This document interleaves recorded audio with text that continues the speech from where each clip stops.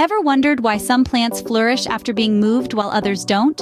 The secret lies in successful transplanting. It's crucial for the plant's health and growth. Without it, plants struggle to thrive in their new home. So how can we ensure successful transplanting? Let's get into it. The process of successful transplanting might seem complex, but it can be broken down into simple, easy-to-follow steps. Firstly, choosing the right time for transplanting is crucial. Generally, the best time is in the early morning or late evening when the sun's heat is less intense and the plant is less stressed. Next, you'll need to properly dig up the plant. Be gentle and try to keep as much of the root ball intact as possible. This helps the plant to adjust better to its new location. Now, let's move on to preparing the new planting hole.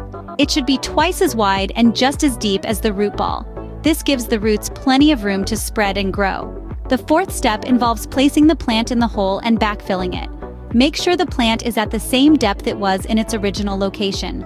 Fill in the hole, lightly packing the soil to remove air pockets. Lastly, watering and aftercare are vital. Water the plant immediately after transplanting and continue to do so regularly. Monitor its health and watch out for signs of distress. By following these steps, you can ensure a successful transplant and a thriving plant.